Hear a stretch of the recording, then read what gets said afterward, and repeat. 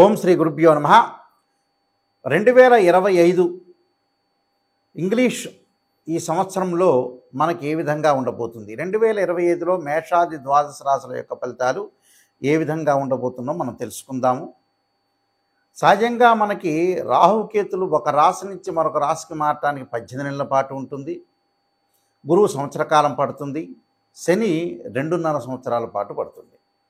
అలానే రవి, బుధ, శుక్రగ్రహాలు 30 రోజుల పాటు ఒక రాశి నుంచి మరొక రాశికి మారటం, కుజుడు 45 రోజుల పాటు మారటం, చంద్రుడు 2.5 రోజుల పాటు పడుతూ ఉంటుంది.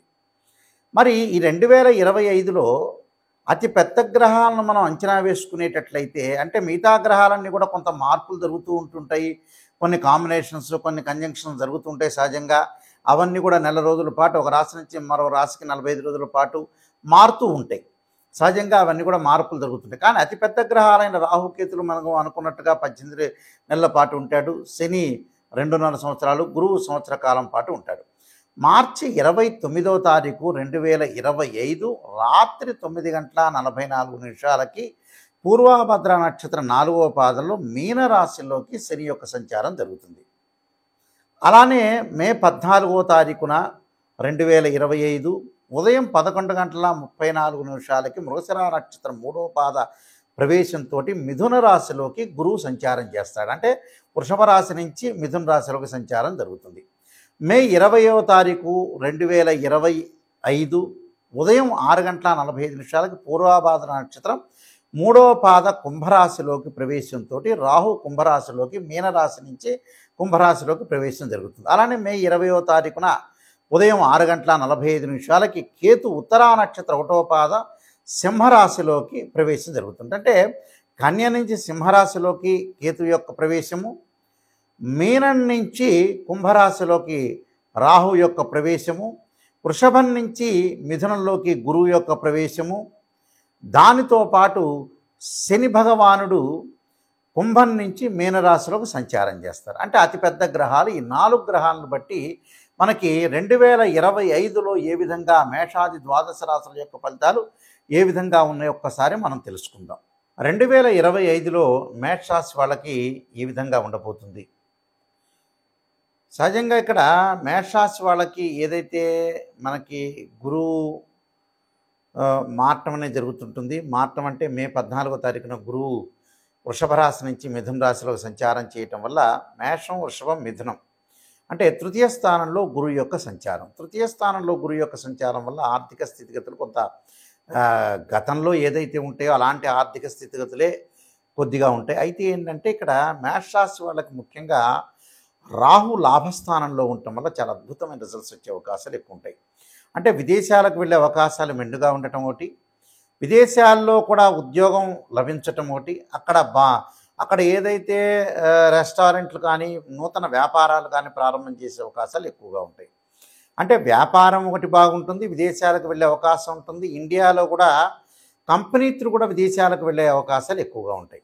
కాబట్టి ఏదో రకంగా విద్యార్థులకు కానీ ఉద్యోగస్తులు కానీ వృత్తి ఉద్యోగ వ్యాపార రంగాల్లో విశేషమైన కృషి చేస్తే శ్రమకు తగ్గట్టుగా గుర్తింపు లభించే అవకాశం ఒకటి ఉండటం, విద్యార్థులకు కూడా మంచి విశ్వవిద్యాలయంలో సీటు రావచ్చే అవకాశాలు ఎక్కువ ఉంటాయి. అంటే రాహుబలం అనేది చాలా ఎక్కువగా ఉంది. అంటే అతి పెద్ద గ్రహాలైన మన 4 గ్రహాలను తీసుకునేటట్లయితే రాహు లాభస్థానంలో ఉండటం చాలా మంచిది వీళ్ళకి. అలానే తృతీయ స్థానంలో గురువు చెడ్డవాడు కాదు, మిశ్రమైన ఫలితాలు ఉంటుంది. ఆర్థిక పరంగా సంక్షోభం అనేది ఉండదు, ఆర్థిక పరంగా అనుకూలంగా ఉండే అవకాశాలు ఎక్కువగా ఉంటాయి. అంటే ఆర్థిక పరంగా బాగుంటుంది, ఉద్యోగంలో ప్రమోషన్లు వస్తాయి, వ్యాపార పరంగా అనుకూలంగా ఉంటుంది, నూతన వ్యాపారాలు ప్రారంభం చేయొచ్చు. అధిక పెట్టుబడి పెట్టడం అనేది మంచిది కాదు, మితంగా మాత్రం పెట్టుబడి పెట్టుకోవాలి. అలానే కేతు యొక్క బలాన్ని మనం చూసుకునేటట్టయితే కేతు కన్యారాశి నుంచి సింహరాశిలోకి వెనక్కి వస్తాడు. అంటే 5వ స్థానంలో కేతు యొక్క సంచారం సంతానపరంగా కొన్ని ఇబ్బందులు కలిగినా సంతానాన్ని డెవలప్మెంట్ గురించి కానీ సంతానం గురించి ఆలోచనలు కానీ బాగా పెరిగిపోయే అవకాశాలు ఎక్కువగా ఉంటాయి. అలానే నూతన వాహనాలు కొనుగోలు చేయటం, వాహన సౌఖ్యం లభించటం, ప్రతి పనిలో కూడా విజయం సాధించాలనే ఉత్సాహంతో పని పట్ల ఉత్సాహభరితంగా ఎక్కువగా ఉంటుంది. గతం కంటే కూడా మేషరాశి వాళ్ళకి ఆరోగ్యపరంగా కొంత మెరుగైన స్థితి అనేది బాగా ఏర్పడుతుంది. అంటే గురువు మిశ్రమైన ఫలితాన్ని ఇస్తాడు, రాహు లాభాన్ని ఇస్తాడు. మరి మిగతా గ్రహాలన్నీ కూడా రవి, బుధ ఈ శుక్రగ్రహాలు ఒక రాశి నుంచి మరొక రాశికి 30 రోజుల పాటు మారుతూ ఉంటుంది. కుజుడు 45 రోజుల పాటు ఉంటుంది. చంద్రుడు 2.5 రోజుల పాటు ఉంటుంది సహజంగా. అయితే అతి పెద్ద గ్రహాలను మనం క్యాలిక్యులేట్ తీసుకునేటట్టయితే రాహు వల్ల వ్యాపారంలో పెట్టుబడులు పెట్టడం ఒకటి, నూతన వ్యాపారాలు ప్రారంభం చేయటం ఒకటి, వ్యాపారంలో బాగా లాభాలు సంపాదించడం, భాగస్వామ్య వ్యాపారం బాగా కలిసి వచ్చే అవకాశాలు ఎక్కువ ఉంటుంది. ప్రయాణాల వల్ల లాభం కలగటం, ప్రముఖ వ్యక్తుల యొక్క కలయిక వల్ల కూడా వీళ్ళకి మంచి జరిగే అవకాశాలు ఎక్కువగా ఉంటాయి. అంటే విదేశాలకు వెళ్ళే అవకాశాలు, దూర ప్రయాణాలు చేయటం, వాహన సౌఖ్యము, అలానే స్త్రీ సుఖము, వివాహం కాని స్త్రీ పురుషులు ఎవరైతే ఉంటారో వాళ్ళందరికీ కూడా వివాహాలు జరిగే సూచనలు ఎక్కువగా ఉంటాయి. అంటే మంచి ప్రవర్తన కలిగిన అబ్బాయి కానీ, మంచి ప్రవర్తన కలిగిన అమ్మాయి కానీ, అలానే సుసంపన్నమైన కుటుంబం నుంచి మంచి అబ్బాయి కానీ అమ్మాయి కానీ వచ్చే అవకాశాలు ఎక్కువగా ఉంటాయి. అంటే రాహు యొక్క బలం వల్ల మేషరాశి వాళ్ళకి చాలా అద్భుతమైన రిజల్ట్స్ వచ్చే అవకాశం ఎక్కువగా ఉంటుంది. ఎందుకంటే ఈ మేషరాశి వాళ్ళకు కూడా నిజం చెప్పాలంటే ఏంటంటే శని మారుతున్నాడు. శని మారటం అంటే ఏమిటి? శని మార్చి 29వ తారీఖున శని మీనరాశిలోకి సంచారం చేయటం వల్ల వాళ్ళ కొంత ఎల్నాటి శని యొక్క ప్రభావం కూడా ఉంటుంది. ఎల్నాటి శని యొక్క ప్రభావం కూడా ప్రారంభమవుతుంది కాబట్టి దానికి నేను చెప్పిన రెమెడీస్ అనేవి నిందా చెప్పిన రెమెడీస్లో మీరు ఆరోగ్యపరంగా ఇబ్బందులు కలగకుండా ఆరోగ్యం అనేది కుదుటపడటానికి దీర్ఘకాలిక వ్యాధులు ఉన్న వాళ్ళు కొంత జాగ్రత్తగా ఉండాలి. అంటే శని యొక్క ప్రభావం, ఎల్నాటి శని యొక్క ప్రభావం ఉంది కాబట్టి భయపడాల్సిన పని ఏమీ లేదు. కానీ ఆరోగ్యపరంగా కొంత ఇబ్బందులు రాకుండా కాపాడుకోవాలి. అయితే ఆర్థిక స్థితిగతి కానీ, ఫైనాన్షియల్ పొజిషన్ కానీ, గృహ నిర్మాణాలు చేపట్టడం కానీ, విలువైన ఆభరణాలు వస్తువులు కొనుగోలు చేయటం, అలానే లగ్జరీగా వాహనాల్లో తిరిగే అవకాశాలు బాగా ఎక్కువగా ఉంటాయి. అంటే ప్రతి పనిలో కూడా విజయం సాధించే అవకాశాలు ఎక్కువ ఉంటాయి. కానీ కొంత సమయం ఎక్కువగా లేటుగా పట్టే అవకాశం ఒకటి ఉంటుంది. కొంత డిలే జరిగే అవకాశాలు ఎక్కువ ఉంటుంది. కాబట్టి ఆ డిలేని తగ్గించుకొని ముందుకు వెళ్ళాలి. ఆవేశపడకుండా కోపాన్ని, బంధుమిత్రులతోటి వైరం కానీ, బంధుమిత్రులతో సన్నిహితంగా మెలగటం కానీ, కోర్టు సమస్యలు రాకుండా చిలికి చిలికి గాలివాన కాకుండా చూసుకోవాలి ప్రతి విషయాన్ని కూడా. అంటే ప్రతి విషయాన్ని కూడా లాగి చూసుకోవద్దండి. లాగి చూసుకోవటం వల్ల కూడా కొంత ఇబ్బందులు పడే అవకాశాలు ఎక్కువ ఉంటాయి. అంటే ఎకనామిక్ క్రైసిస్ అనేది లేదు వీళ్ళకి. ఎకనామిక్ గ్రోత్ అనేది బాగా ఎక్కువగా ఉంటుంది. కానీ రిలేటివ్స్ అలానే ఫ్రెండ్స్ మధ్యలో ఆచితూచి అడుగు వేసి ముందుకు వెళ్ళండి.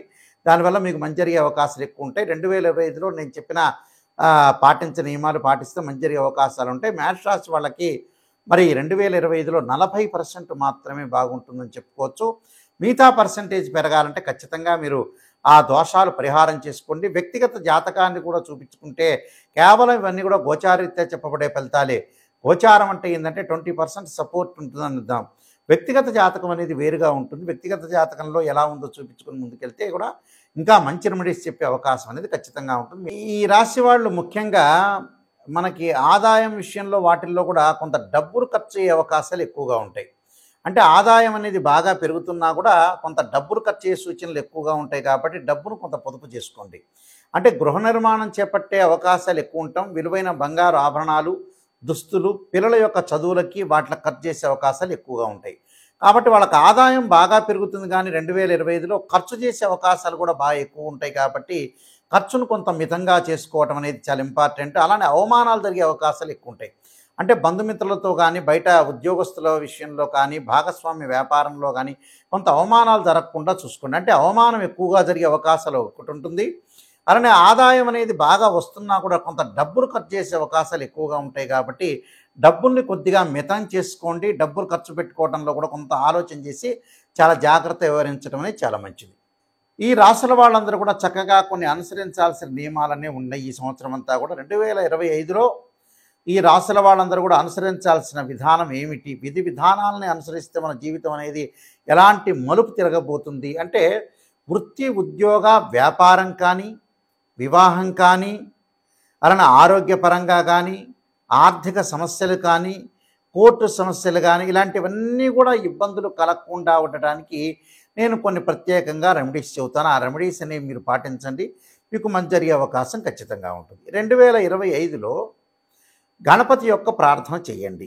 గణపతి యొక్క ప్రార్థనగా చేయాలి అని అంటే మనకి 2025 సంవత్సరంలో సహజంగా సంకష్టహర చతుర్థి వ్రతాన్ని పాటించండి.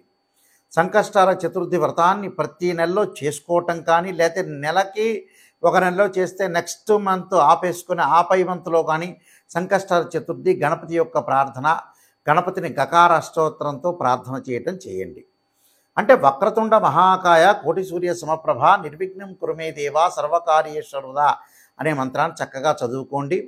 వీలైతే తత్పురుషాయ విద్యే వక్రతుండాయ ధీమహి తన్నోదంతి ప్రచోదయాత్ అనే మంత్రాన్ని చదవటం ఒకటి. గణపతి యొక్క ఆలయాలను దర్శనం చేయండి. అది ఎప్పుడు సంకష్టాల చతుర్థి రోజున కానీ, బుధవారం కానీ, హస్తా నక్షత్రం కానీ.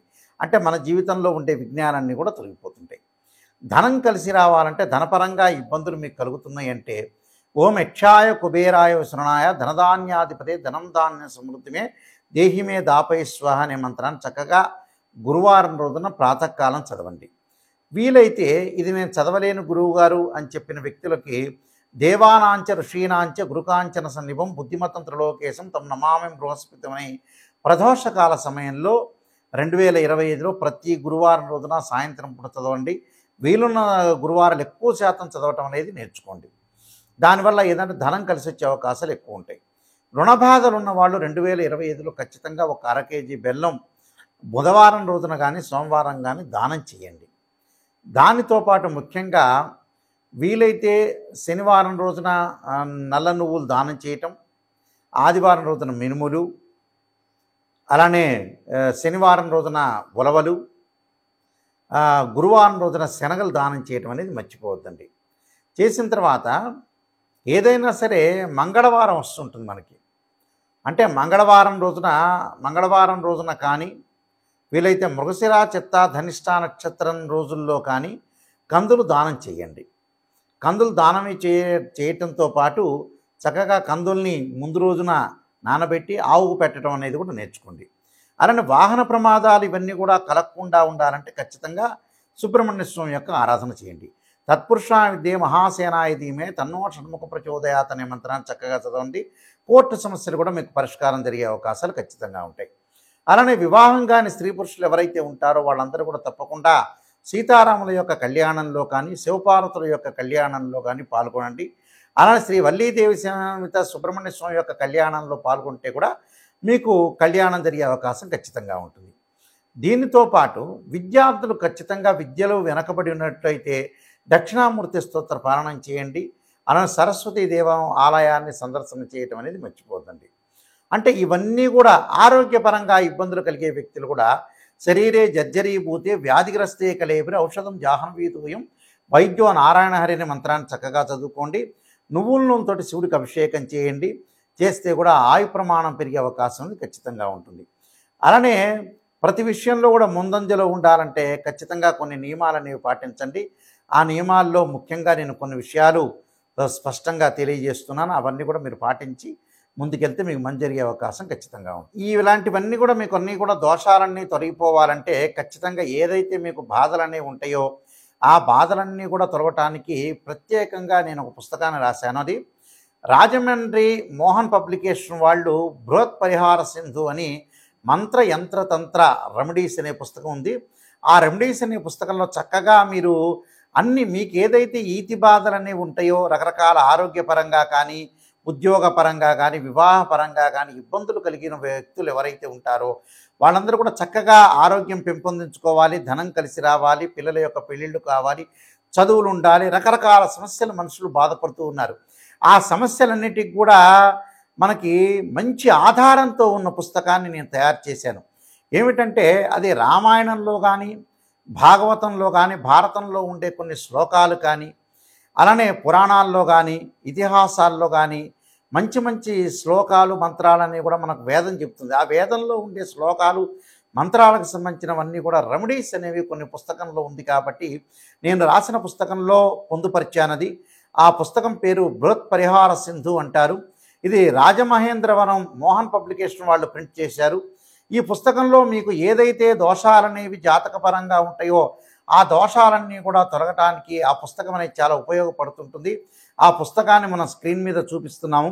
అందరూ కూడా ఆ పుస్తకాన్ని తీసుకుని ఆ పుస్తకంలో గ్రంథంలో ఉంటే ఏదైతే మీకు బాగలేదో ఆ శ్లోకాలు మంత్రాలు చదవటం వల్ల కూడా మీకు చక్కని పరిష్కార మార్గం దొరుకుతుందని మరి నేను ఆశిస్తున్నాను. సర్వే జనా సుఖినో భవంతు.